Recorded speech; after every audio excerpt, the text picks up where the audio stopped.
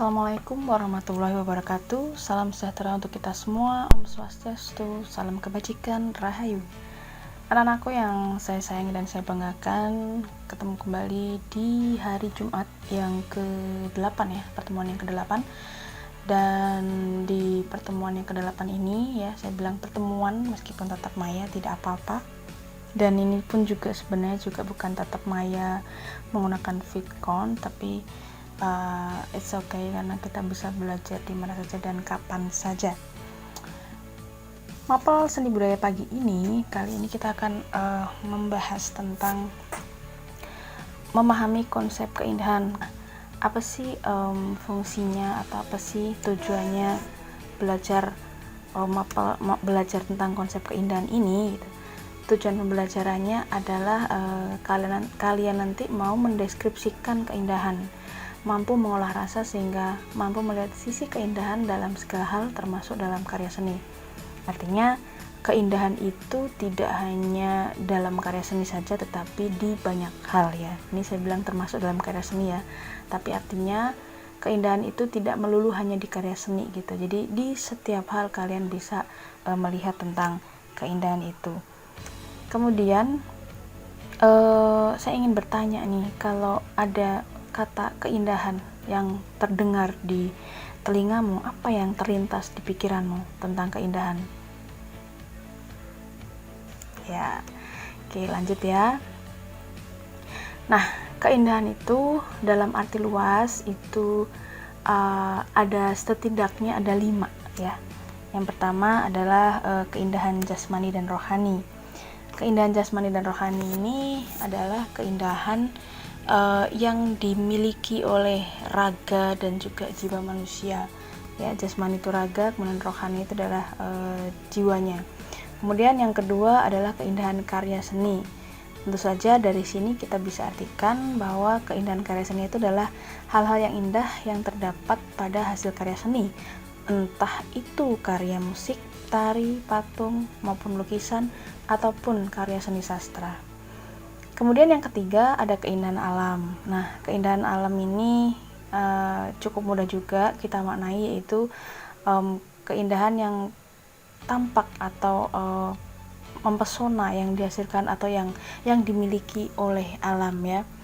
Tentu kalian sudah tidak asing lagi ya tempat-tempat yang indah-indah kemudian menjadi foto-foto yang instagramable gitu ya. Orang berlomba-lomba untuk punya foto berlatar belakang pemandangan yang indah, keindahan alam, entah itu di area laut, di pantai, ataupun di pegunungan, ataupun di padang rumput dan sebagainya. Kemudian yang nomor 4, keindahan moral. Nah, ini agak sedikit agak sedikit abstrak ya. Keindahan moral itu adalah keindahan yang dilihat dari perilaku, kepribadian, dan tata krama setiap individu daripada manusia ya. Jadi keindahan moral itu adalah lebih ke keindahan jiwanya, perilakunya seperti apa sih gitu, kepribadiannya bagaimana, tata keramanya bagaimana. Nah, itu namanya keindahan moral. Dan yang kelima adalah keindahan intelek, atau ini adalah keindahan dalam cara manusia tersebut berpikir. Misalkan begini nih, kalian sekarang sekolah daring gitu, terus kemudian karena sesuatu hal ponselmu mati beberapa jam atau mungkin seharian. Lalu kemudian begitu ponselmu bisa nyala, kamu kan pasti ketinggalan dong pelajaran hari ini apa aja gitu. Nah, di sini akan teruji gitu seberapa indah cara kamu berpikir. Bagi orang yang memiliki cara berpikir yang cerdik, dia akan membuka grup WhatsApp atau grup apapun yang berkaitan dengan kelas dia gitu. Jadi misal yang paling gampang saat ini adalah grup kelas WA ya. Dibuka, kemudian pasti akan masuk tuh pesan-pesan yang tadinya tidak bisa masuk karena HP mati gitu kan. Dan bagi orang yang cerdik, dia akan membaca satu demi satu, dan ketika hasil yang dia baca itu dia bisa melakukan action atau melakukan istilahnya melakukan melakukan aktivitas seperti yang diperintahkan di dalam grup WhatsApp itu sesuai masing-masing, maka dia akan segera mengerjakan. Kecuali kalau dari setelah dia baca dia masih menemukan kebingungan, maka hal yang pertama yang dia bisa lakukan adalah dia bertanya ke temannya. Kalau temannya tidak bisa, baru dia bertanya kepada gurunya. Jadi ini adalah keindahan intelek, di mana kita memiliki alur atau cara berpikir yang indah dan cerdik gitu. Jadi tidak semerta-merta kemudian chatnya banyak, malas baca, tahu-tahu mendingan tanya gitu. Ini yang sekarang sangat jamak terjadi. Jadi bahkan ketika posisinya sedang on sekalipun, artinya sedang jadwal pelajaran berlangsung gitu, gurunya sudah memberikan instruksi berupa teks, sudah memberikan instruksi berupa video misalkan, masih ada tanya gitu. Cara absennya gimana? Bu, soalnya yang mana? Tugasnya yang mana? Sebelum dibaca sudah bertanya duluan. Kamu bayangkan ya ini. Satu orang dalam satu kelas misalkan 5 orang aja japri ke guru tersebut. Guru tersebut harus melayani 5 orang itu gitu. Dan semuanya japri sukanya. Kalau guru itu mengajar 12 kelas gitu, 5 kali 12 udah 60 orang japri dia. Kalau nggak dibalas, dianggap tidak respon. Nah, disinilah kita dituntut untuk mengasah keindahan berpikir kita. Sebelum kita bertanya, usahakan untuk menganalisa keadaan. Dalam grup WhatsApp itu, apa aja informasi yang ada. Nah, itu yang kita tindak lanjuti. Baru setelah kita mentok, tidak tahu jalan keluar gitu, barulah kita bertanya. Jadilah pribadi yang seperti itu. Oke ya, lanjut ya. Setelah keindahan intelek, berikutnya adalah keindahan ya dalam arti terbatas gitu, dan juga keindahan dalam arti estetis murni ya. Keindahan dalam arti terbatas itu atau sebatas penglihatan itu artinya hanya apa yang nampak di mata kita, menyangkut benda-benda yang dicerap dengan penglihatan. Dicerap itu artinya diserap gitu, diserap dengan mata. Dan keindahan itu bisa berupa bentuk, warna gitu ya. Bentuk dan warna dan apalagi ya. Kalau bau kan tidak nampak ya, jadi bentuk dengan warna. Kemudian keindahan dalam arti estetis murni, dalam arti yang murni asli itu adalah pengalaman estetis dari seseorang dalam hubungannya dengan segala sesuatu yang dicerapnya. Dicerapnya itu artinya adalah yang diperhatikan gitu. Jadi pengalaman estetis dari seseorang setelah dia memperhatikan sesuatu. Misal nih,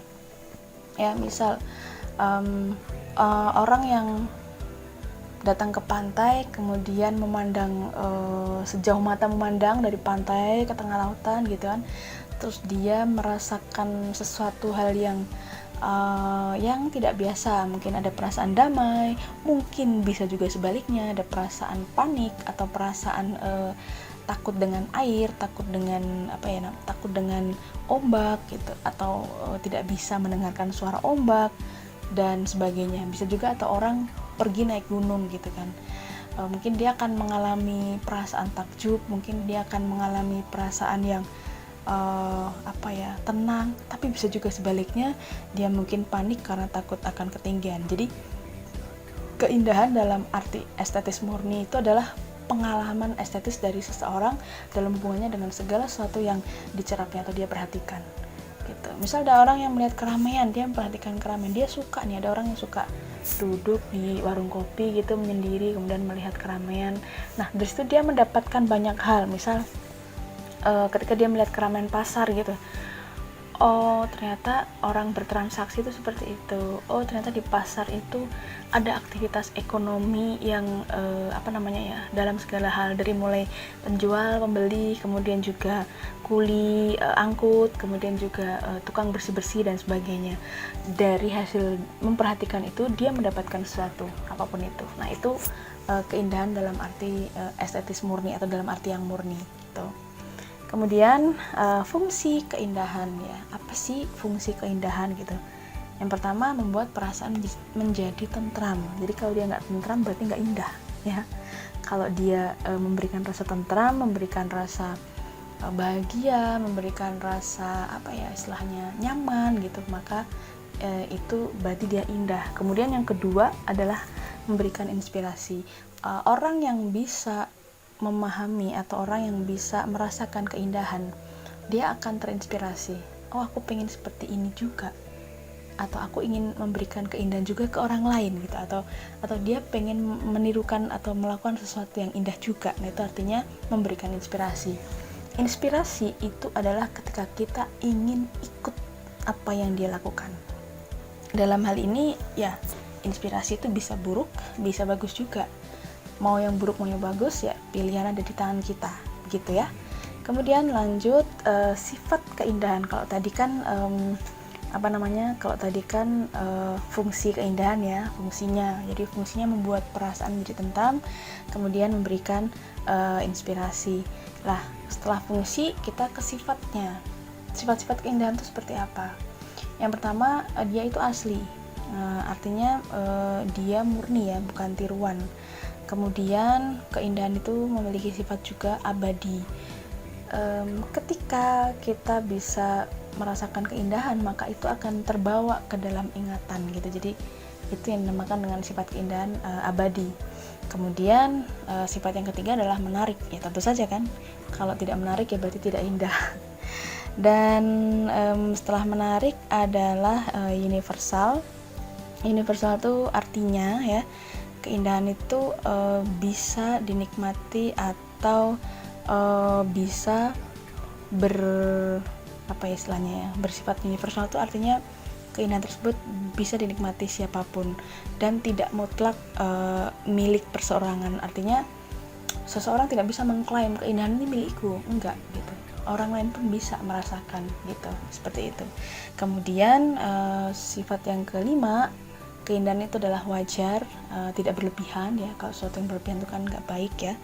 Kemudian yang keenam, keindahan itu nikmat ya. Artinya keindahan itu memberikan rasa nikmat tadi, rasa menyenangkan tadi.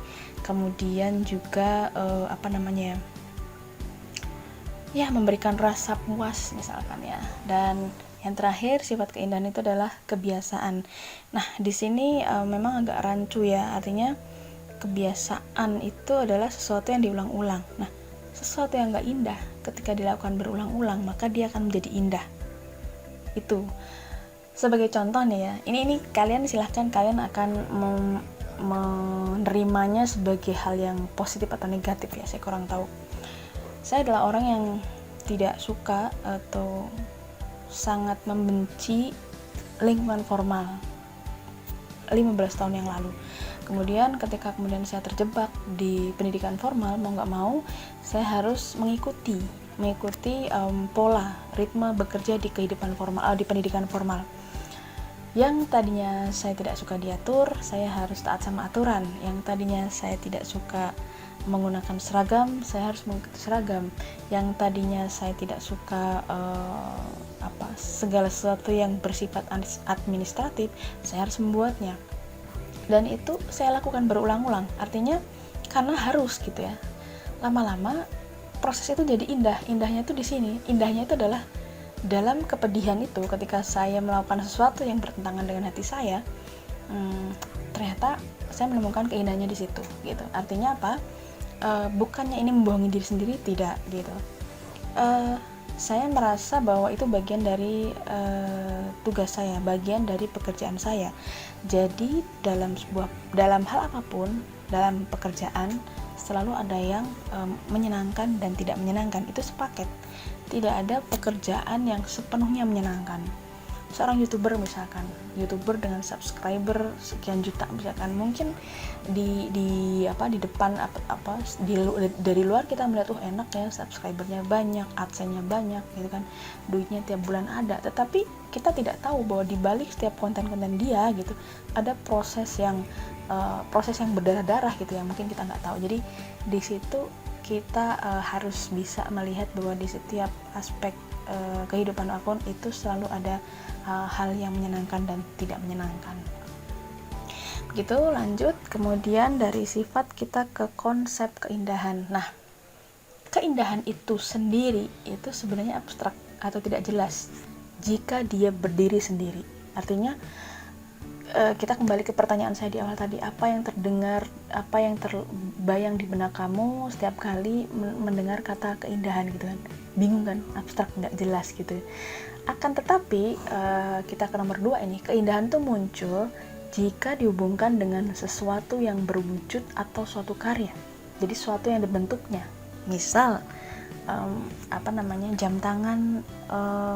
jam tangan kayu ini indah, atau Tugu Yogyakarta itu sekarang lebih indah misalkan, atau jembatan Kelok 9 kalau nggak salah ya, Kelok 9 pas 11 tuh di Sumatera, ketika dilihat dari atas, dari kejauhan tuh sangat indah karena ada wujudnya.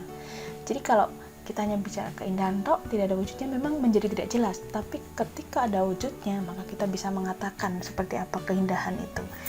Nah, artinya keindahan itu baru dapat dinikmati jika dihubungkan dengan suatu bentuk, ya. Atau ada juga yang tidak berbentuk tetapi ada suaranya atau ada baunya. Jadi wujud itu bisa berupa benda, bisa berupa suara, dan bisa juga berupa bau gitu ya. Wah, bau sambal terasi ini indah sekali gitu kan. Bau sambal matah ini indah sekali, bau ikan bakar ini indah sekali gitu. Jadi disitulah keindahan. Oke, lanjut. Dari keindahan maka kita tidak bisa lepas dari estetika, ya. Anak-anak sekarang sangat familiar dengan kata-kata estetis. Fotonya yang estetis dong gitu kan, fitnya dibikin yang estetis dong gitu kan, tanpa kalian sadari, tanpa mereka sadari bahwa mereka sebenarnya ketika mengatur feed Instagram, kemudian mengatur fotonya, memilih angle-nya, memilih baju yang akan dipakai ya, OOTD-nya, kemudian memilih captionnya gitu kan, memilih durasi postingnya, mau diposting di feed atau di story, itu adalah bagian dari estetika sebenarnya, ya. Estetika sendiri berasal dari bahasa Yunani, dari aestheta, dan dari kata aestheta itu menjadi estetis yang berarti perasaan atau pencerapan dan juga persepsi, ya. Perasaan kita, pencerapan tuh apa yang kita perhatikan tadi, dan kemudian persepsi itu apa yang kita pikirkan. Ketika kita melihat cabai gitu, persepsi kita pedas. Ketika kita melihat rendang, persepsi kita adalah makanan yang paling enak gitu, bahkan diakui oleh dunia gitu. Ketika kita melihat nasi goreng gitu, ketika melihat karya lukisan, ketika kita melihat pertunjukan musik atau kita mendengar musik, kita melihat pertunjukan tari, kita membaca buku, membaca novel ataupun fiksi maupun non fiksi. Nah, disitulah kita sebenarnya mengalami pengalaman estetika itu. Kemudian kalau dari bahasa Inggris disebut juga dengan estetik atau estetik, yaitu studi tentang keindahan kalau dalam bahasa Inggris, ya. Dan orang yang menikmati keindahan disebut astete, ya. Astete di sini tulisannya. Menikmati keindahan senja, keindahan pagi, keindahan malam hari, keindahan dini hari, ya. Orang punya standarisasi keindahannya masing-masing, ya. Dan terakhir, orang yang ahli dalam hal keindahan disebut esthetician. Dalam hal kecantikan gitu ya, banyak klinik-klinik kecantikan ya, namanya klinik estetik, ya. Klinik estetik yang untuk bikin wajah glowing gitu. Nah, itu juga termasuk dari estetika. Ada orang-orang yang mungkin tidak percaya diri dengan giginya yang tidak rata, atau kulitnya yang belang, atau ya something yang tidak indah bagi mereka, maka mereka kemudian memilih untuk pergi ke ke klinik estetik supaya bisa mengkoreksi atau sedikit mengedit wajah gitu. Itu masih wajar, tapi kalau sudah berlebihan ya itu tadi, standarisasi keindahan orang berbeda-beda. Sekali lagi, oke, nampaknya ini yang terakhir ya. Oh, masih ada ya. Dan dari estetika tadi, kita akan sedikit mengenal pengertian keindahan menurut beberapa para pakar, ya. Di sini ada Herbert Reed yang dia mengatakan keindahan adalah suatu kesatuan hubungan formal dari pengalaman yang menimbulkan rasa senang, ya. Kemudian ada Leo Tolstoy ya. Kalau keindahan itu dari bahasa Rusia krasota, adalah sesuatu yang dapat mendatangkan rasa menyenangkan apabila dilihat atau visual. Mungkin ini Pak Leo Tolstoy belum pernah mendengar musik kali ya, atau aku yang salah mengartikan, tapi tidak apa-apa ya, karena ada juga yang tidak bisa dilihat secara visual tadi, yaitu musik kan tidak bisa dilihat tuh, tapi bisa didengar. Sementara kalau wewangian itu kan tidak ada wujudnya, tapi ada baunya. Lalu ada dari Sulzer ya, yang indah itu yang baik, yaitu yang dapat memupuk rasa moral. Ini bagus sekali, sesuatu yang indah, yang baik, yang dapat memupuk rasa moral. Sederhana, kita nggak ada perasaan yang tidak nyaman ketika melihat sampah di mana-mana, kemudian kita bersihkan, kita syukur-syukur kita pilah, yang organik dipisahkan, yang anorganik dipisahkan, disendirikan, yang organik dibuat kompos, kemudian yang organik diolah lagi, didaur ulang, atau diberikan kepada vendor-vendor pengelola sampah anorganik, sehingga sampah tersebut tidak sekedar berpindah dari tempat sampah rumahan menuju ke tempat penampungan akhir ya, TPST, tempat penampungan sampah terpadu.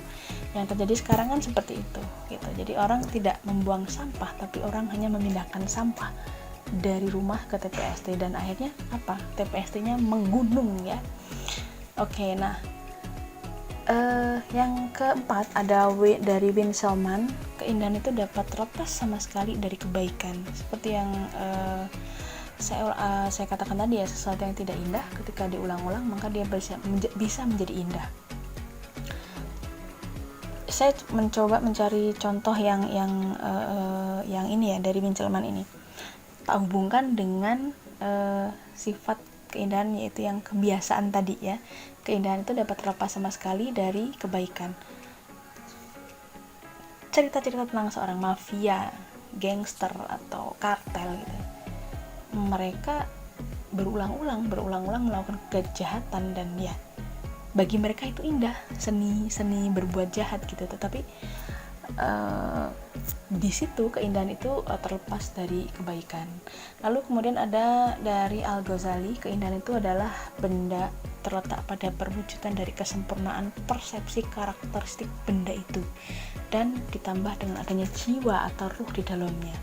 Jadi keindahan suatu benda itu terletak pada wujud dari kesempurnaan karakteristik benda itu. Misalkan akik nih ya, batu akik gitu kan, yang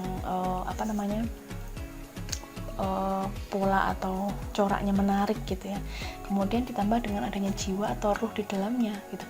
Ini saya tidak mengatakan akik itu ada rohnya atau akik itu ada jiwanya, tetapi ketika akik itu dibuat atau digosok dengan penuh perasaan, itu seolah-olah benda itu juga memiliki roh atau memiliki energi yang saling berkaitan antara si batu akik dengan pengasahnya, ataupun nanti dengan orang yang memiliki akik tersebut. Kemudian ada Thomas Aquinas ya. Ini tadi saya membayangkan pernyataan Al-Ghazali ya dengan benda gitu. Banyak orang-orang yang mengkoleksi benda-benda atau karya seni yang dia merasakan keterikatan dengan benda itu, seolah-olah ada rohnya gitu ya. Lalu kemudian kita ke Thomas Aquinas. Syarat terciptanya keindahan itu adalah keterpaduan dan kesempurnaan, harmonisasi dan kejelasan. Jadi sesuatu yang padu, sesuatu yang sempurna, walaupun bagi sebagian orang kesempurnaan adalah milik Tuhan ya, it's okay, orang berpendapat boleh ya. Dan kemudian ada harmonisasi, ada sesuatu yang harmonis, yang indah gitu, dan kemudian jelas. Lalu kalau menurut Eyang Immanuel kan, pengertian keindahan itu ada dua. Yang pertama subjektif, yaitu keindahan adalah sesuatu yang tanpa direnungkan, tanpa disangkut pautkan dengan kegunaan praktis, dan dapat mendatangkan rasa senang terhadap si penghayal itu. Kemudian yang kedua adalah objektif. Keindahan adalah keserasian suatu objek terhadap tujuan yang dikandungnya, sejauh objek tersebut tidak ditinjau dari segi fungsi ya. Jadi artinya begini, kalau yang subjektif, keindahan itu apa ya, sesuatu yang tanpa direnungkan dan tanpa disangkut pautkan dengan kegunaan praktis dan dapat mendatangkan rasa senang terhadap si penghayal. Ya dia senang gitu aja dengan sesuatu gitu, tidak apa istilahnya, tidak melihat, tidak seperti misalnya hobi gitu. Ada orang yang hobi mengumpulkan perangko bekas misalkan, perangkonya buat apa dia nggak tahu, tapi dia suka ngumpulin gitu. Sementara kalau yang objektif itu keserasian, ya keindahan adalah keserasian suatu objek terhadap tujuan yang dikandungnya sejauh objek tersebut tidak ditinjau dari segi fungsi ya. Ini mungkin pengertiannya bisa dikatakan keserasian suatu objek terhadap tujuan yang dikandungnya. Ada orang yang dia mungkin menyukai sesuatu ya, kemudian misalkan dia suka renovasi motor atau renovasi mobil gitu ya, renovasi kayak rumah ya, apa sih namanya, modifikasi, dia menyukai modifikasi motor. Secara umum motor itu dari pabrik sudah satu set standar dan udah bagus gitu, tetapi si pemilik motor tersebut pengen mengubah motornya, pengen dibuat begini, pengen dibuat begitu. Jadi secara fungsi motor itu masih berfungsi sebenarnya, tanpa perlu dimodif pun dia masih berfungsi, tetapi si penggunanya atau pemiliknya karena dia menginginkan keindahan yang muncul dari benak dia ke motor dia, dibuatlah modifikasi ya. Kurang lebih mungkin seperti itu. Kalau saya salah boleh nanti dikritik atau boleh nanti disampaikan di kolom komentar gitu. Nah sekarang coba tuliskan lagi di kolom komentar jawaban dari pertanyaan berikut ini. Hal indah apakah yang kamu rasakan sesaat sebelum kamu menuliskan komentar? Bingung kan? Nah gini ceritanya, kamu mau nulis komen, nah sebelum kamu nulis, kamu buka kolom komen, kamu siapkan data kamu, misalkan kelas underscore nomor absen kemudian titik 2. Nah hal indah apa yang kamu rasakan sesaat sebelum kamu tuliskan komen? Oke, silahkan tuliskan di kolom jawaban. Dan materi di video ini juga ada dalam bentuk PDF yang nanti akan bisa kalian baca lagi di kelas Siber, bisa juga, atau akan saya bagikan di grup WhatsApp. Oke, sekian dulu, terima kasih sudah menyimak. Kalau misalkan ada hal yang kurang berkenan atau hal-hal yang mungkin bagi kalian membingungkan, atau kenapa sih aku harus belajar ini, kenapa sih, nah itu bisa kalian tanyakan di grup Seni Budaya A atau Seni Budaya B. Oke, segitu dulu ya, terima kasih dan assalamualaikum warahmatullahi wabarakatuh.